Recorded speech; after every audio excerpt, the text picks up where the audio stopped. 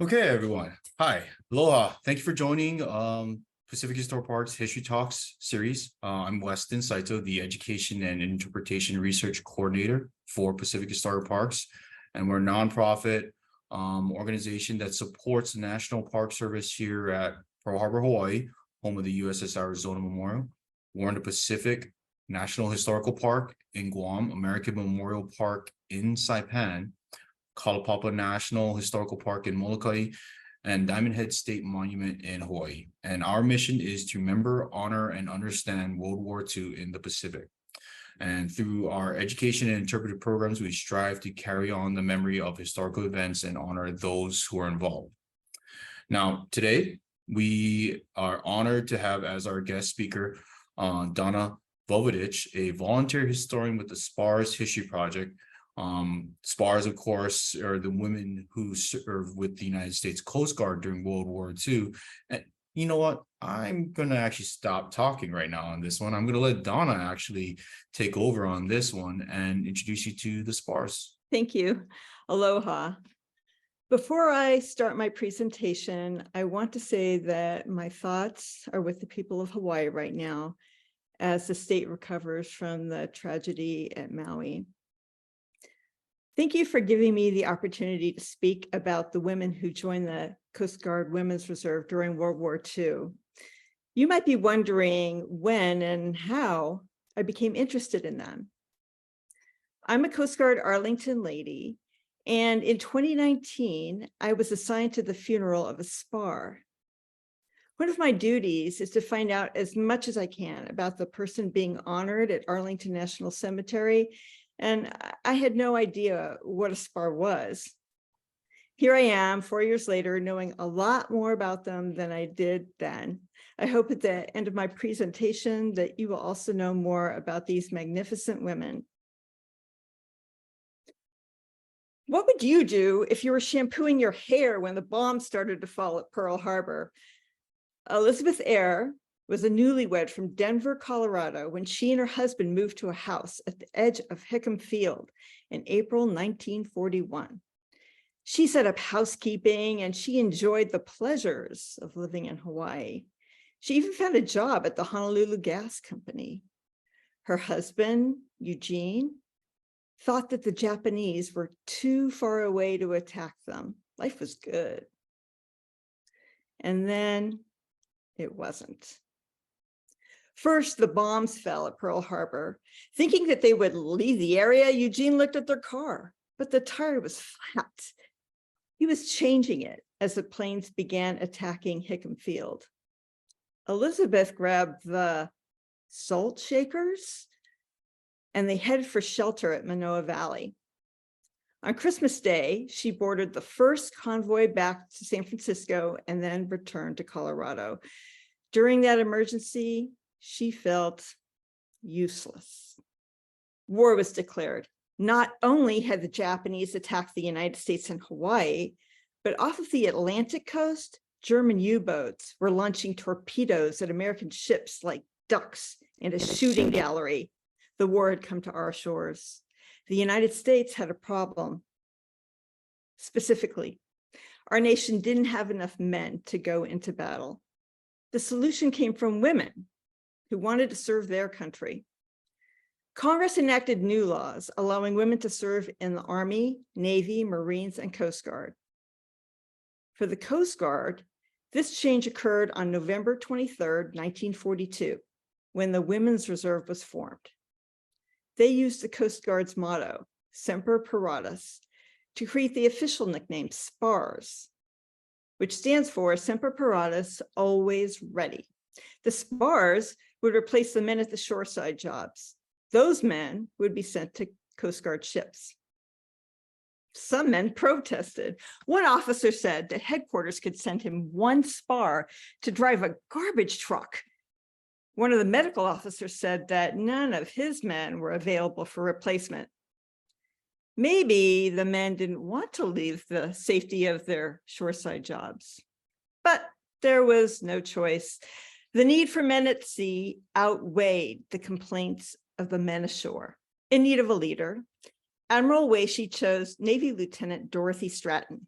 Within a month, 15 officers and 153 enlisted women transferred from the Navy Waves to recruit and train the Coast Guard SPARS. The SPARS recruiters arrived in Colorado in February 1943. By then, Eugene Ayer was in the Navy, and Navy wives like Elizabeth were not allowed to join the Navy Waves. Elizabeth empowered herself. She enlisted in the SPARS. At first, SPAR recruits trained with the Navy Waves at Hunter College in New York City. After finishing boot camp and yeoman or secretarial school, Elizabeth was sent to Long Beach, California, where she worked in recruiting. She was perfect for the job. All of her speeches about her experience at Pearl Harbor proved that she was a passionate public speaker. Her call to patriotism undoubtedly recruited many Coast Guard SPARS and men. And what did she recruit the women to do, you ask?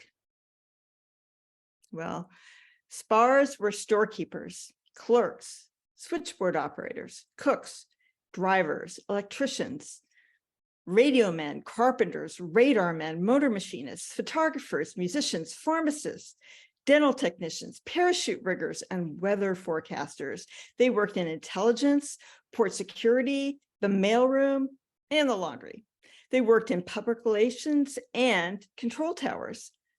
Yeoman secretaries weren't necessarily limited to typing. A yeoman in Hilo plotted ship positions for the port director. My list of their duties could go on and on. Elfie Hansen was a radio man. Like Elizabeth Ayer, Elfie reported to boot camp at Hunter College in 1943. Elfie was suffering from a terrible case of tonsillitis, and her doctor told her not to go. But for Elfie, reporting for active duty in the United States Coast Guard was a matter of life and death. Her country was calling, and she wasn't going to disappoint. Indoctrination at boot camp started immediately, and tired Elfie hit the sack. But not before taking 2 aspirins, which she did 4 more times during the night. Her turning point came the next day after everybody got shots in both arms. They were all moaning and groaning, but Elfie, she started feeling better. After mastering drilling and learning all about the Coast Guard, Elfie shipped off to radio school on an old steam engine train. Imagine the little engine that could. It carried her and the other SPARS, Waves, and Marines from New York to radio school in the Midwest. Soot from the train covered the women, their hair, their uniforms. They might have been dirty, but they were proud as they marched down the main street. After radio school, Elfie was assigned to the district office in St. Louis. There, she monitored ships and submarines as they made their way from the shipyards down the Mississippi to New Orleans. Elfie might have stayed in St. Louis for the rest of the war, but in late September 1944, President Roosevelt signed a bill allowing SPARS to serve in Hawaii and Alaska. This change meant that some men in those areas were reassigned to sea duty, and others returned to the mainland after long tours of Pacific duty. Overseas pay was an extra 20%, but initially, many SPARS didn't apply for a transfer. It was a question of giving up a warm bed for the great unknown. Indeed, housing was an issue, as there was a shortage in Honolulu. The Coast Guard identified the Brooklyn Hotel as housing, but the tenants protested, first to the newspapers and then to the politicians. The Coast Guard gave up and decided the SPARS would live in the Quonset huts at Pearl Harbor.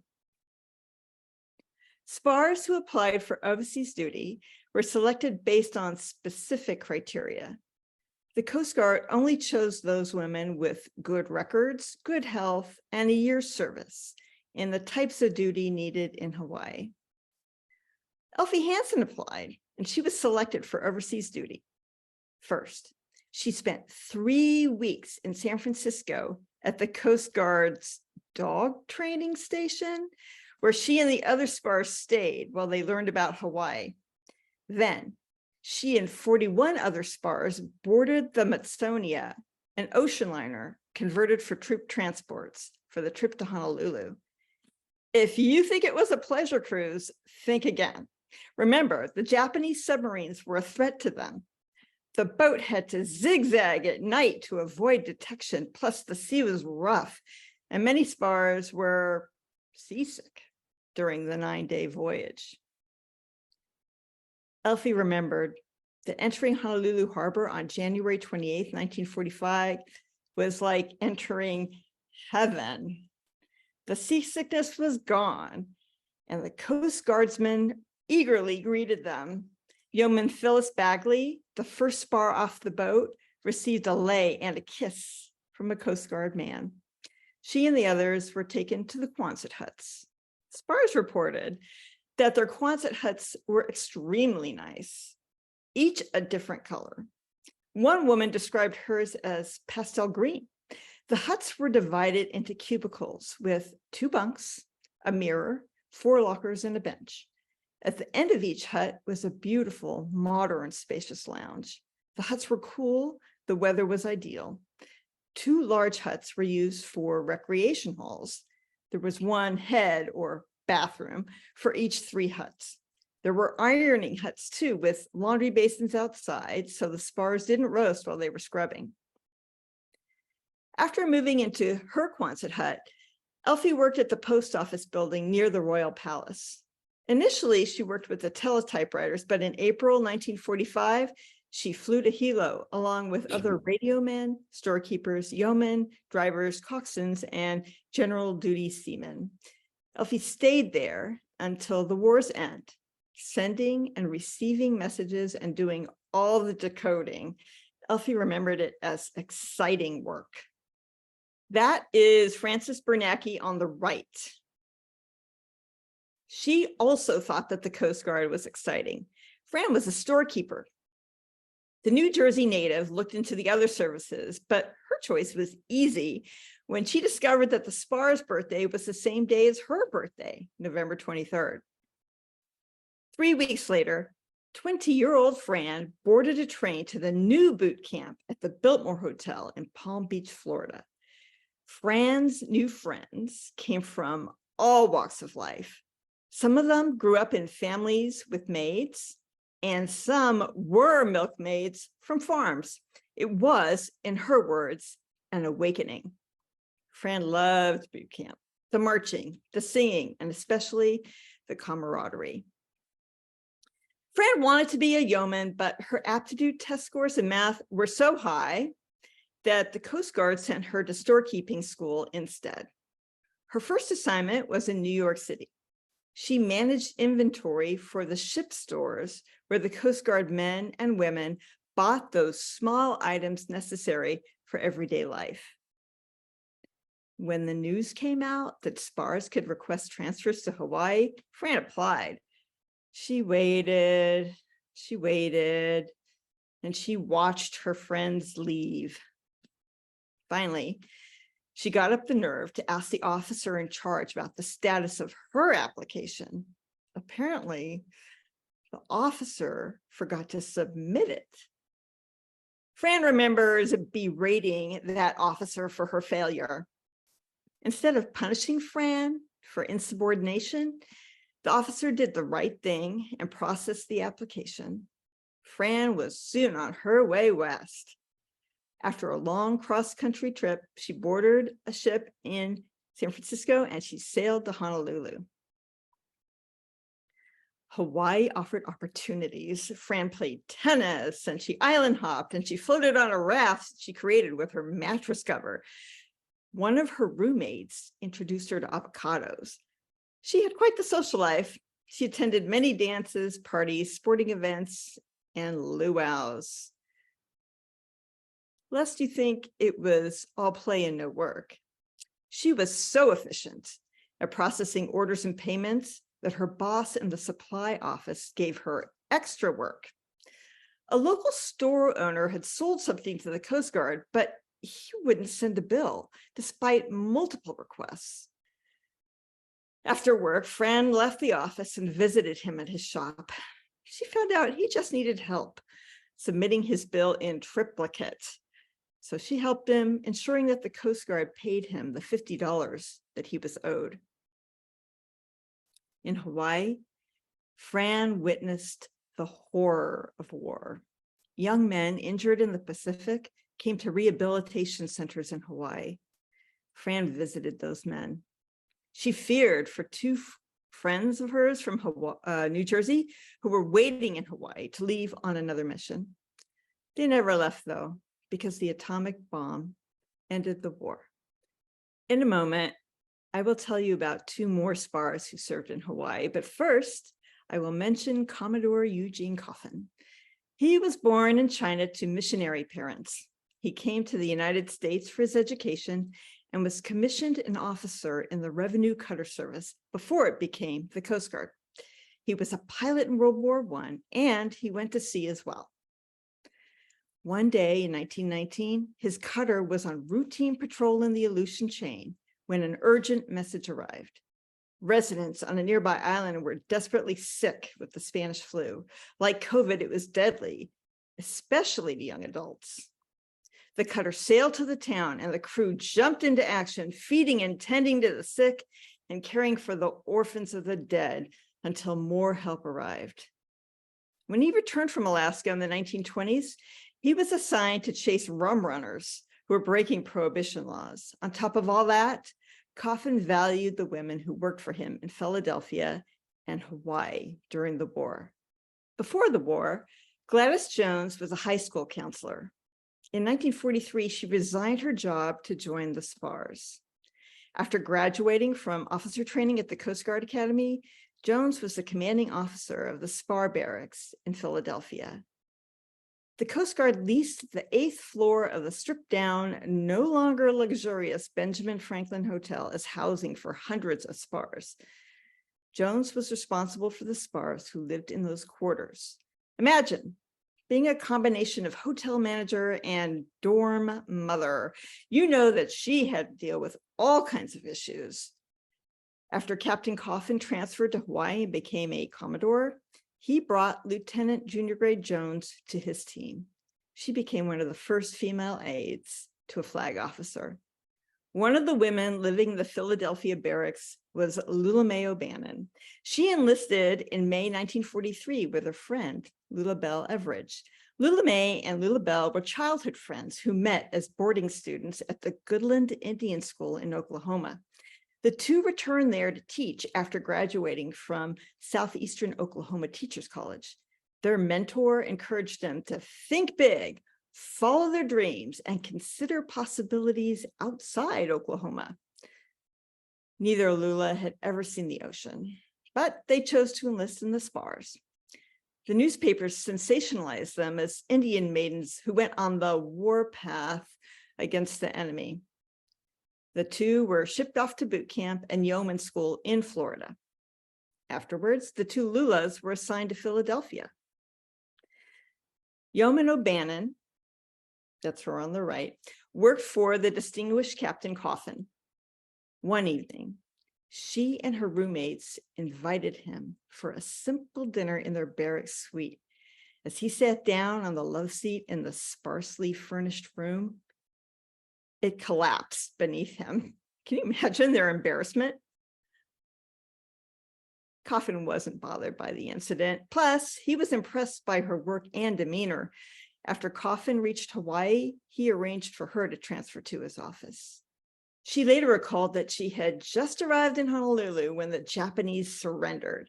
There was dancing in the streets, and the whole town was celebrating. What a glorious day that was. For those of you who are wondering, this is the intersection of Bethel and Beretania in Honolulu.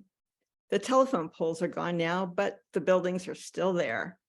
All the SPARS left Hawaii by May 1946. Yeoman O'Bannon and Commodore Coffin exchanged letters after the war.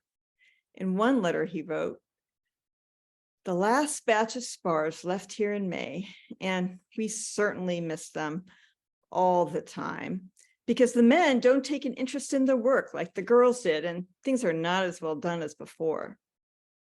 He was not the only man in the Coast Guard to feel that way. By the end of the war, the SPARS had earned the respect of the men. Back on the mainland, Vera Hammerschlag earned a lot of respect. That's her in the middle. Before the war, she was a top-notch secretary. In September 1942, she enlisted in the Navy Waves as an apprentice seaman. Her former employers wrote recommendations for her Navy application, predicting that she would render distinguished service and would rise rapidly to an executive position.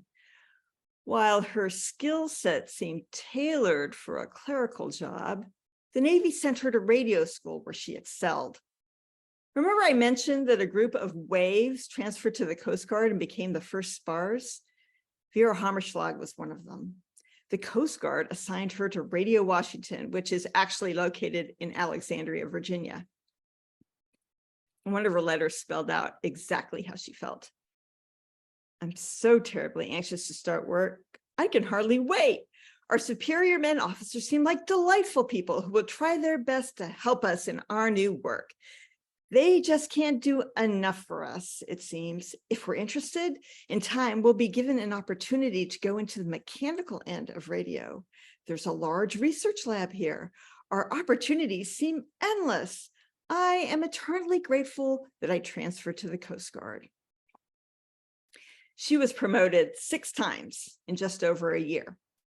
By June 28th, 1943, she was working for Lieutenant Cowie, the naval officer for the secret Loran program at MIT. As Lieutenant Cowie's program assistant, her duties involved ordering and distributing classified scientific equipment and books, as well as maintaining records. Now, this description seems to describe a clerical position, but the office was understaffed. Lieutenant Cowie presented her with a brief line of assignment. She figured out what was required, and she frequently handled matters from beginning to end. In essence, she was a project manager. Since headquarters planned for the SPARS to replace the men working at the Chatham, Massachusetts Loran monitoring station, Hammerschlag was the perfect replacement for the commanding officer. All she needed was an officer's commission. Hammerschlag arrived at the Coast Guard Academy in September 1943 and immediately faced a dilemma. During her entrance interview, she realized that the academy officers thought she would become a coding officer, responsible for coding and decoding secret messages. She couldn't breathe a word about that top secret Loran project. A carefully worded message from headquarters solved her problem. After 6 weeks at the academy, newly commissioned Ensign Hammerschlag returned to MIT for 2 more months of training on Loran. When she arrived in Chatham on January 28, 1944, arguably the worst time of year at Cape Cod, she described the station as a bit of fairyland. Within a month, she commanded Unit 21, leading 11 SPARS and a lone male radio technician. During the war, Loran was a hush-hush new navigation system. It stands for Long Range Aid to Navigation. 2 radio stations on land sent out signals used by ships and planes to calculate their exact position. Vera's monitoring station checked the accuracy of the 2 transmitting stations. Those SPAR operators had to stand watch 24 hours a day, taking and recording measurements every 2 minutes. Vera later wrote, "Little had I realized when I was told I'd be commanding officer how many angles it involved. I was operations, an engineering officer, medical officer, barracks officer, personnel officer, training officer, and even captain of the head. I had to learn the intricacies of plumbing, a coal furnace, and a Kohler engine that supplied emergency power when the main line was out and being at Cape Cod, where nor'easters were frequent, the times were many. The thought that we were playing such an important part in winning the war gave us a feeling of being as close to the front lines as SPARS could be. A year later, Vera transferred to Coast Guard headquarters, where she replaced the chief radio electrician and worked on Loran matters until she was discharged as a lieutenant junior grade at the war's end. This spar was a carpenter's mate striker or apprentice before earning her radio technician earning. As a child, her chores on the family farm included fixing broken things. After high school, she was a riveter at an aircraft factory. When the skinny young woman went to the Coast Guard recruiter's office, a man standing outside helpfully suggested she just go down and drink a lot of water. Miraculously, she weighed 95 pounds. At boot camp, all of her aptitude tests revealed that she had mechanical ability. She worked with a group of 12 boys who nicknamed her Chips, as in chips of wood. If a broken bunk bed needed fixing, she put it back together. If an ironing board was falling off a wall, she secured it. She painted the officer's quarter. She renovated the guard shack. The former Biltmore Hotel was a large facility, and Chips worked on various projects as a carpenter's mate striker until the Coast Guard sent her to radio technician school. SPARS serving as radio technicians repaired and installed radio and radar equipment. Chips studied the fundamentals of radio, soldering, splicing, wiring. She learned how to use tools and instruments. After training in Staten Island, she worked at a Coast Guard station on the edge of the Hudson River in Jersey City. At her job, she repaired radios that were used on Coast Guard boats. They would bring them to her all crusty with salt, and she cleaned them. She tested all the tubes, resistors, and condensers, and she would replace the ones that weren't good. Unlike the radio technicians, the aviation machinist mate strikers received no training, but generally possessed previous experience. Before she enlisted, one spar was an aviation engine mechanic. Her husband served overseas with the US Navy, and she felt she should also help her country. Another spar was formerly a riveter at an aircraft factory. The two spars worked as aviation machinist mates in an air station hangar for almost a year. The engineering officer there said they did better work than any of the men. However, there was no need for more aviation machinist mates, and the Coast Guard never promoted them to the actual job. One of them became a male specialist, and the other became a coxswain instead. While some spar aviation machinist mates shifted to other jobs, other spars served in the aviation field as parachute riggers. Parachute rigging was one of the most exacting jobs that a woman could be called on to perform in the armed forces. A life depends on her skill and reliability. Spars packed, repaired, and maintained chutes worn by the pilots who patrolled off the coast and performed daring rescues at sea. While the pilots might have been daring, the parachute riggers continually dared fate at least one air station by climbing up and down a 40-foot ladder to the loft where they worked. Other spars in high places worked as tower control operators. Spars attended the Navy's tower control school. They used model airplanes, a mock airport, role play. They studied procedures, signaling with a light gun, plane recognition, how to estimate visibility in ceilings, and air traffic control rules. Apprenticeships in the control tower followed their coursework. After graduating 6 weeks later, they used their skills to safely move air traffic into and out of air stations. The Link Trainer was a flight simulator invented to prepare pilots for safely flying blind. Before World War II, only 3 women in the nation were qualified Link Trainer instructors. This woman was among the first spars selected to ground train Coast Guard pilots in instrument flight. Her link trainer simulated actual flight conditions, including storms with static and ice on the wing. A recorder on the SPAR instructor's desk traced every flight movement, and the pilot constantly communicated with her, following her directions.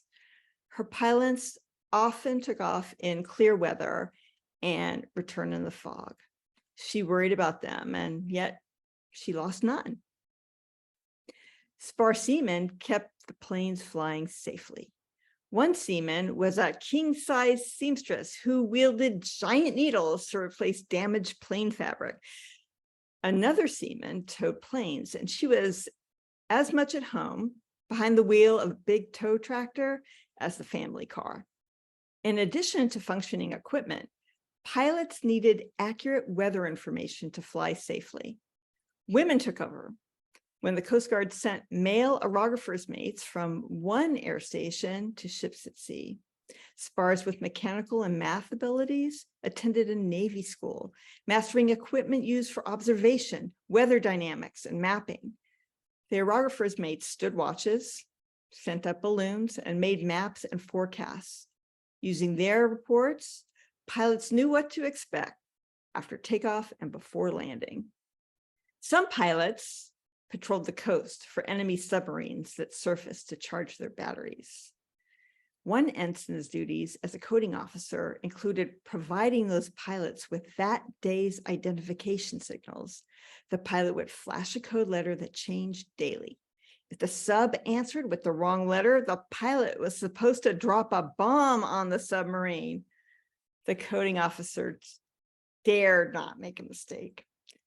Behind their unmarked, locked door, the coding officers used an ECM, or electric cipher machine, to code and decode secret messages. At the end of each month, they collected all the month's coding materials and they burned them to prevent spies from lifting the legible pages and using the information to break the codes. SPAR drivers and motor machinist mates challenged the silly old stereotype that women were poor drivers. After their training, each transportation SPAR knew just as much about what goes on under the hood as the man she replaced. SPARs proved themselves by repairing cars, peeps, jeeps, carryalls, station wagons, panel trucks, buses, and even garbage trucks. The SPARs put their driving skills to use too. The transportation specialists at one air station regularly drove on dangerously narrow roads that often flooded. That same road brought out the shero in this pharmacist mate. Frustrated with her job as a clerk at the Boston Edison Company, she went for a walk at the suggestion of her boss, and she came back, a member of the Coast Guard SPARS. After completing boot camp and pharmacist mate school, she reported to an air station to serve as a hospital corpsman. She served admirably even when off duty. It was Christmas Eve, 1945. She was at a party. There was an accident when an automobile struck a power pole on that dangerous road leading to the base, and all the lights were out. The shore patrol got her from the party, and she told everyone to shine their lights so she could see. One of the injured men was not breathing, but she revived the man, prolonging his life.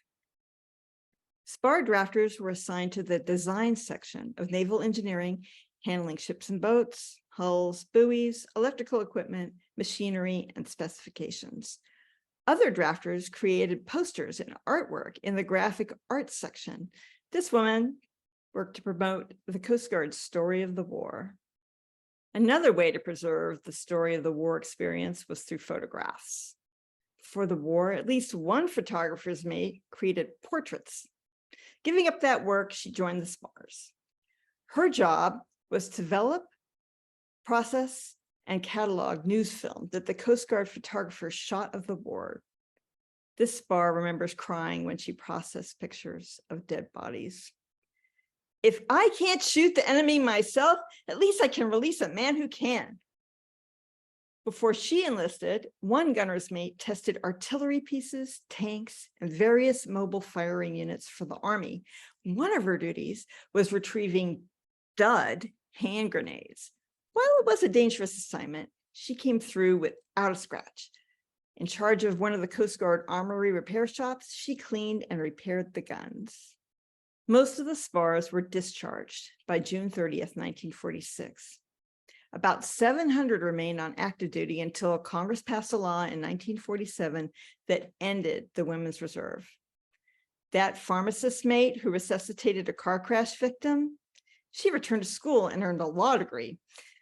The Women's Reserve was reestablished in 1949, and that new lawyer joined as an ensign. Though she never served as a Coast Guard lawyer, in 1973, she testified before Congress about a proposed law which eventually passed. That law abolished the Women's Reserve, so women could serve in both the regular and reserve Coast Guard. You may wonder what happened to Yeoman Elizabeth Ayer. That's her on the left. She must have impressed her officers in Long Beach because they sent her to officer training. Then Ensign Ayer took charge of the recruiting office in landlocked Omaha, Nebraska. Her territory covered Iowa, Nebraska, South Dakota, and part of Kansas. I was able to track down a few of the women she recruited. Seaman Dorothy Tilley of Omaha operated a comptometer, which was an early version of an adding machine. She worked at the boot camp in Manhattan Beach, New York. Bernice Flack of Iowa was a student pilot before she enlisted, but she served as a yeoman. Yeoman Mary Lou Hammer served in the public relations office at Long Beach, California. Her job put her in close contact with Hollywood bigwigs, and Warner Brothers ultimately cast her in a film. Later in life, Elizabeth Ayer remarried and returned to Hawaii, where she remained until her death. She's buried in Hawaii. Now you know what the SPARS did when the Coast Guard men went to sea. Thank you for this opportunity to speak about them.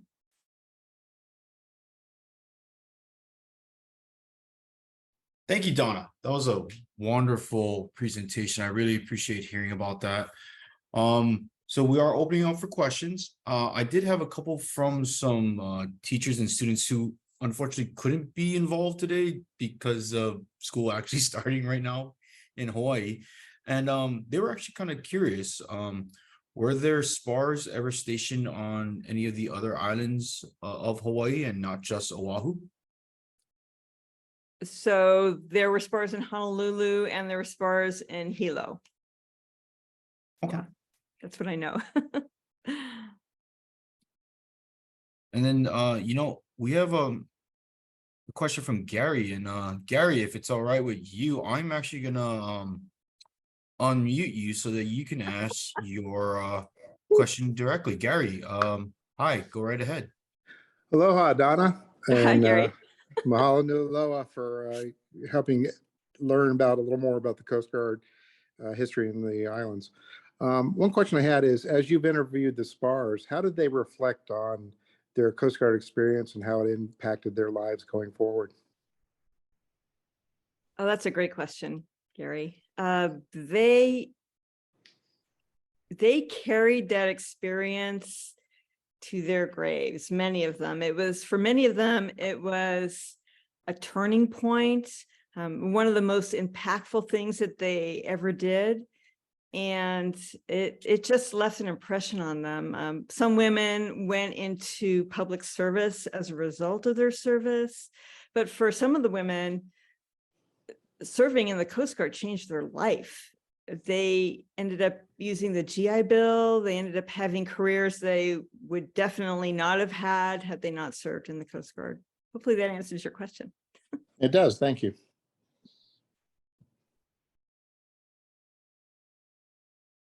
Thank you, Gary. So I had another question from a teacher. Donna, do we know who the oldest living SPAR is by chance? And maybe what was her job? Where is she from? Yes. So the oldest living SPAR is Jean Wells. She is from Connecticut, and she attended secretarial school after high school. She went to the Catherine Gibbs Secretarial School in New York City, which was a very rigorous, tough program. In fact, it's the same program that Vera Hammerschlag attended. And they just produced top-notch secretaries. So she, after she graduated from secretarial school, she joined the SPARS, and she did her boot camp training in Palm Beach, I believe. And she served there as a yeoman. Wonderful, thank you. So as I said, we are still open up for questions, but then I did have another one. You know, what is your favorite SPAR story and why, Donna? That's a really tough question, and I don't think I can answer that. That's like picking a favorite child. All the SPARs that I spoke to had amazing stories, and they were all different. And I learned something from speaking to every single one of them. It was really interesting to speak to women and learn about their backgrounds before they joined the SPARS, to find out why they joined, because different women joined for different reasons, and to find out how it changed the trajectory of their lives, if it changed. So yeah, there's no favorite one. I just learned a whole lot of different things about different women and the Coast Guard and the SPARS and their service during that time. Of course, Donna, they're truly inspiring right here. We did have a question from Kim Allen. Kim, I'm going to actually unmute you so you can ask your question directly. Hey, Donna. Hey, Kim. I just had a quick question. I know when the SPARS talk about boot camp, especially Palm Springs, Palm Beach, they absolutely loved it, and they got their uniforms and they like to march and that kind of thing. What was boot camp like for them? Was it the same as what the men had done, or was it shorter? Were they running laps and doing anything that was tough? Because I mean, I know it was tough, but you know what I mean? They don't seem to ever say, wow, that was really tough. They're like, oh, it was a great time. It was a great time for the ones who knew how to march. There you go. There's always somebody in every group that can't figure out. I think it involves coordination. I've never actually trained in marching, but I heard stories from some women who had an issue with it, or there were women in their groups who would turn left when they were supposed to turn right. And sometimes they marched into cars or into walls. I mean, that kind of thing happened. But eventually the women who couldn't march, they were trained. They got some special training, and they were, by the time that they got out of boot camp, they were able to march with the rest. It was a busy time. They would wake up at 6 a.m. They would have to be lined up to go to their meal at 6:15. They had exercise. In Palm Beach, they would march down the street to I think it was called Sand and Surf Club. And they would go swimming. There was a pool there. They would swim in the ocean. They did calisthenics. They actually had to do some, not rope climbing, but, they had to get over some barriers. So there was a little bit of that, but I think it was different from the training that the men received. They did have to learn all the same things about the Coast Guard, how to recognize planes and ships and Coast Guard procedures. But it was a busy time for them. It wasn't all fun. But some of them recall it being fun, right? Thank you, Kim. Great question. So, with that said, I did want to, on behalf of Pacific Historic Parks, we would like to thank you all for joining us today. Doris, you asked, a recording of this presentation will be made available in the coming weeks at pacifichistoricparks.org. And as registered attendees, you will actually have early access to the recording.